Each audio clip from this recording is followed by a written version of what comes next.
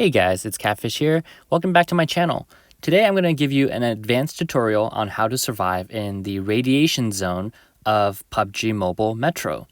So this is going to be an advanced tutorial and I will not be going over the basic stuff. I'm going to assume that you already know how this mode works and you know how to loot, you know how to kill enemies, and you know how to get out of there alive. This is more for advanced players who want to know how to survive in the radiation zone, which is the zone with the most amount of loot. The most important part of this game is preparation, because if all your loot rolls over, you have to make sure you go into the zone with adequate protection. And the most important thing by far is a level 6 vest with something called a lead line fabric, which normally costs $30,000 if you want to buy it from the black market. This is particularly important because the radiation zone does a lot of damage to you, like a lot. It's like being in the final zone, the blue zone of the final circle. It hurts, so you will die. Some people can take medicine, but the medicine doesn't last long. It's like 20 seconds, so it's better just to invest in the lead line fabric. There's 3 different guns you can bring that is really good for this radiation zone. The MK14, the Groza, and the M249.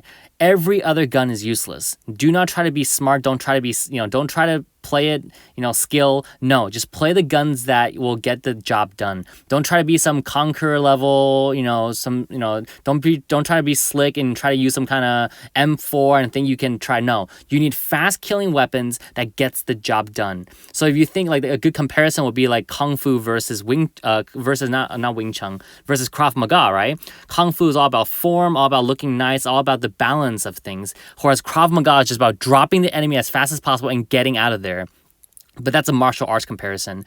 In radiation zone is particularly dangerous because not only does the radiation kill you, but there are lots and lots of monsters that will swarm you, and if you don't take care of them fast enough, they can tend to swarm, and then they become a big problem.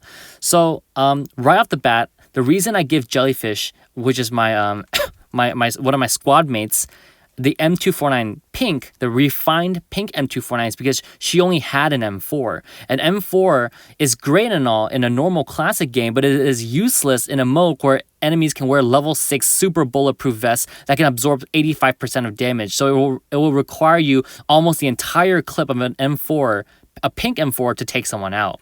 So in this mode, it's all about high DPS, high damage per second weapons. You want guns that can kill very quickly, that have lots of bullets. Guns like the Uzi with small magazines won't work. Vector won't work. MP5K won't work, because what you will realize is that your gun will kill quickly, but then it will run out of bullets, and then you're stuck on a reload, and you constantly have to reload. And then what ends up happening is that you're reloading more than you're shooting. And then if an enemy squad is 4 level 6 players, like 4 players all level 6 out, you have no chance. Like, your Uzi just has no chance in that gunfight. So MK14 just barely is able to knock someone with a level 6. You probably kill someone, like knock someone with around 3/4 the way through your clip. So even then, it's like cutting it close. Groza is a more stable weapon. So I would recommend Groza as the best one, MK14 as the second one, and then the third one is the M249. The reason why I recommend the M249 last is because, sure, it's got 100 bullets, but it's loud. You can't put a suppressor on it. And not that you want to put a suppressor on all guns all the time, but it's just that sometimes when you have to drop an enemy, sometimes it's good. It's about versatility, right? Sometimes you want a suppressor, and the M249 doesn't have that option. So, and also because the M249 just doesn't do a lot of damage per bullet. Its power comes from the fact that it fires really quickly and has a lot of bullets. So, preparation.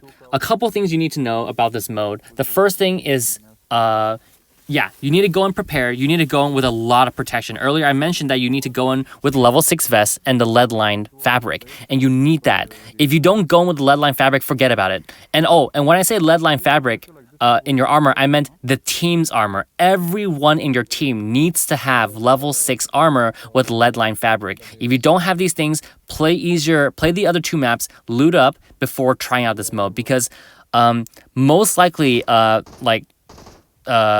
1 out of every 3 games you meet a level 6 enemy squad, and if you have anything less than level 6 armor and refined weapons, you do not stand a chance.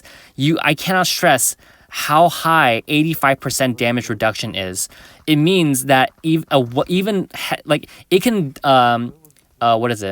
my friend Taco here has a blue M4, an Intact M4, and he shot exploding bullets, and even an exploding bullet shot by an AWM cannot one-shot an enemy, even if it was a headshot. That's how strong these armors are. So, another thing I want to point out is the bullets. Because you're going to be shooting a lot, make sure before you go into the game, make sure you have at least 300 bullets of whatever gun you prefer to use. If it's an M4, which I highly recommend you not to use, bring 300 rounds of 5.56. It doesn't matter if it's corroded, doesn't matter if it's polished, just bring lots and lots of ammo. Now, obviously, if you have a weaker M4, like an Intact or improved M4, then I will recommend you to buy polished bullets because it'll do more damage. If you already have a refined weapon like my MK14, there's no need for you to fire expensive bullets because your gun already does the 30% extra damage compared to the normal Intact MK14, or just Intact weapons in general. Other things include, let me think. Yeah, have armor, have a lot of bullets, have the right gun.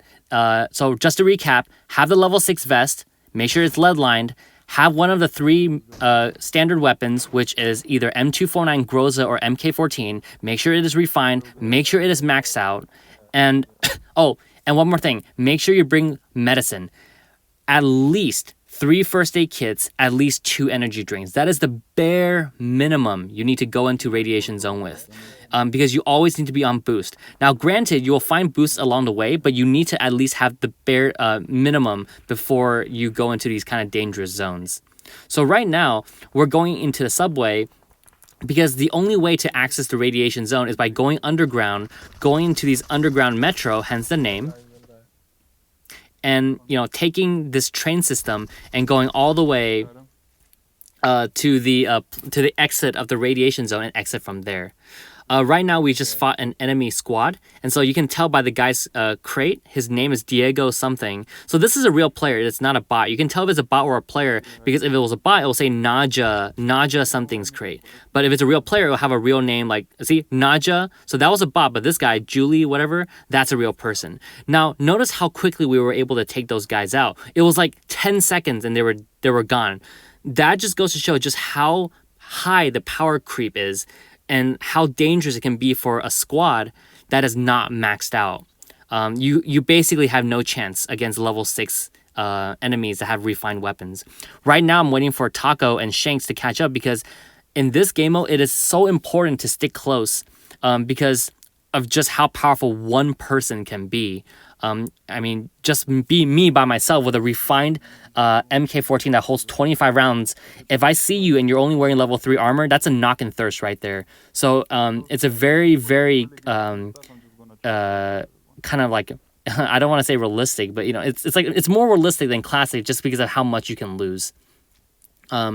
It's also more realistic in the fact that there's different kinds of bullets. There's corroded, that are less effective than normal bullets, so on and so forth. But anyways, we are about to approach the radiation zone.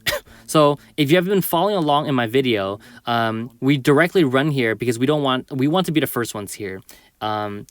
So we ran here. We didn't really even bother with the bosses. We just went straight here, straight to the radiation zone. So again, as I mentioned earlier, the only way to enter the radiation zone is by going underground, running through the metro, and ascending from these flight of stairs.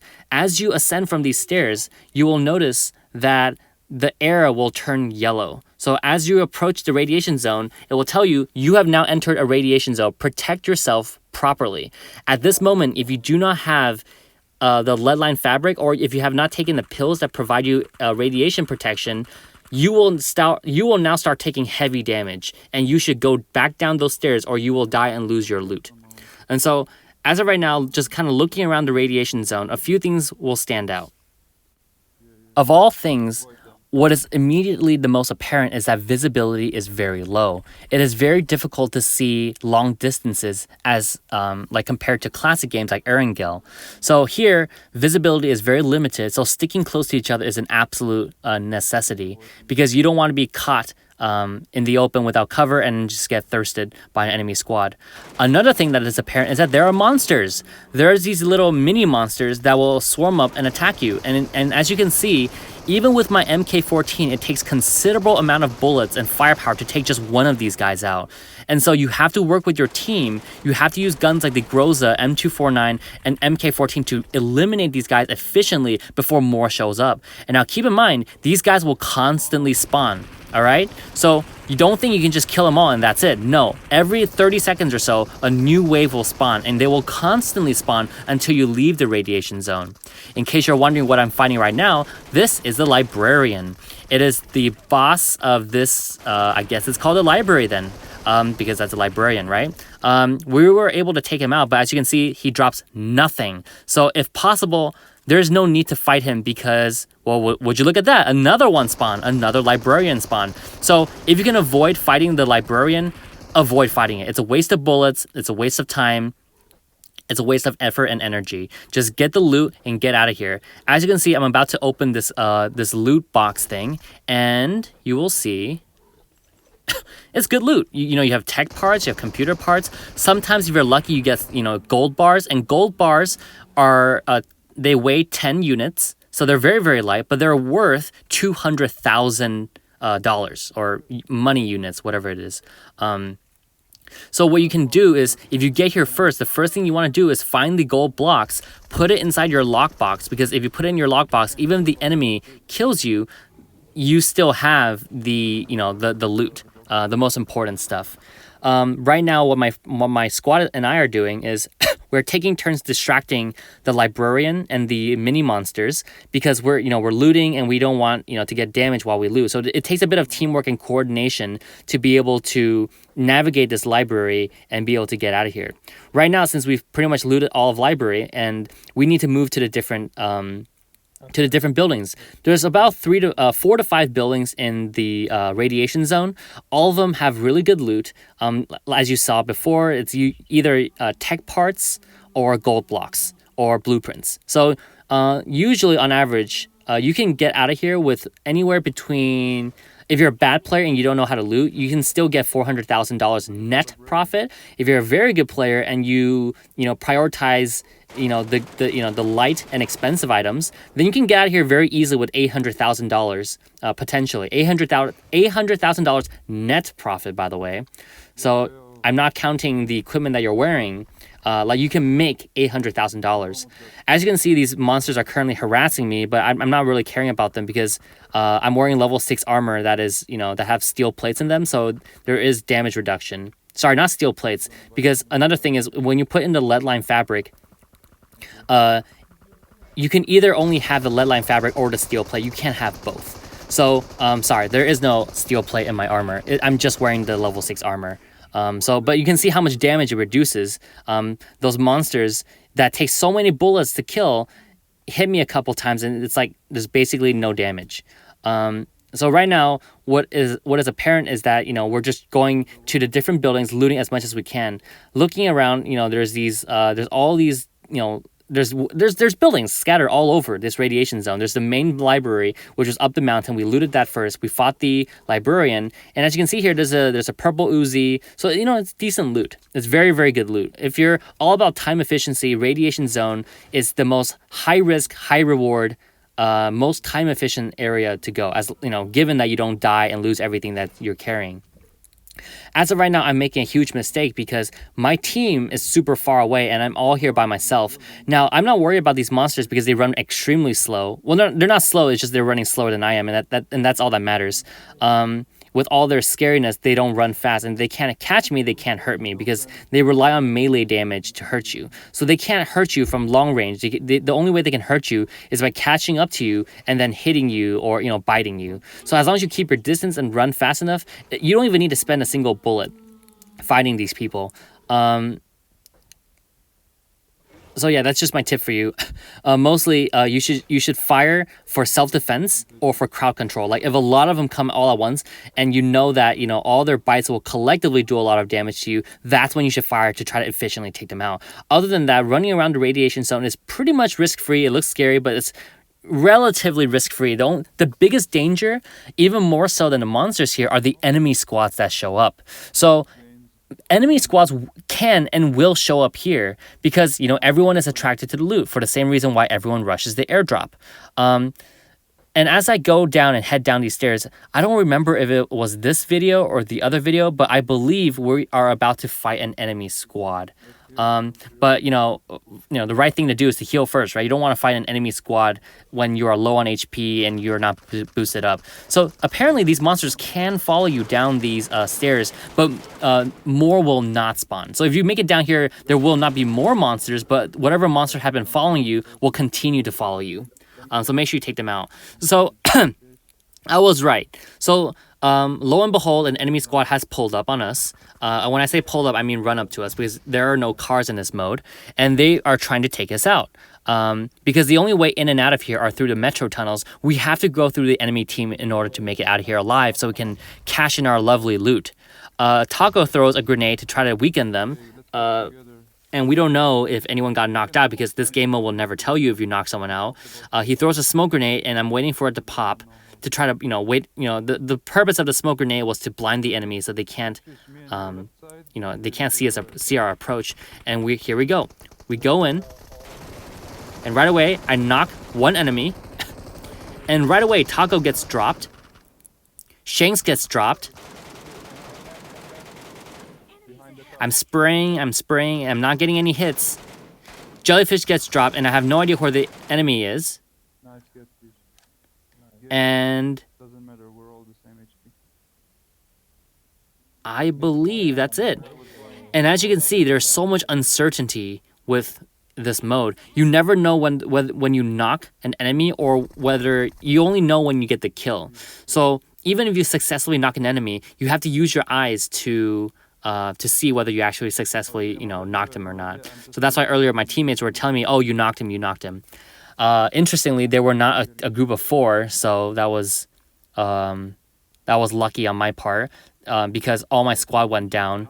The fact that nobody got thirsted was a great thing, because if you get thirsted, there's a percentage of chance that you will not make it back to lobby, with some of your loot, right? Or that's a horrible way to explain it. Every time you die, there's a chance that you will lose every item. So, for example, there's a chance you will lose your gun, there's a chance you'll lose your vest, there's a chance you will lose your backpack. So every item, there's a chance for you to lose it when you die. If you're very, very, very lucky, and if you have a high Katia level, there's a high chance for you to make it back to lobby with all your things. That's how the game works. So right now, because no one got thirsted, great. No one has to worry about losing anything.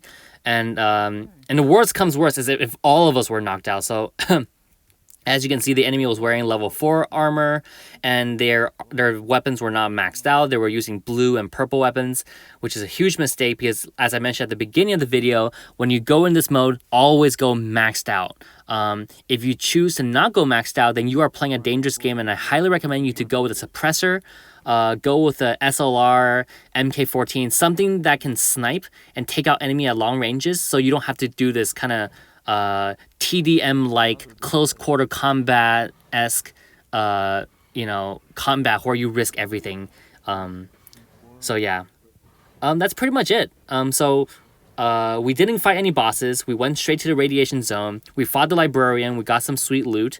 We killed this enemy squad. We're looting them, and there's really nothing left to do except just to go back to the lobby and cash in our stuff.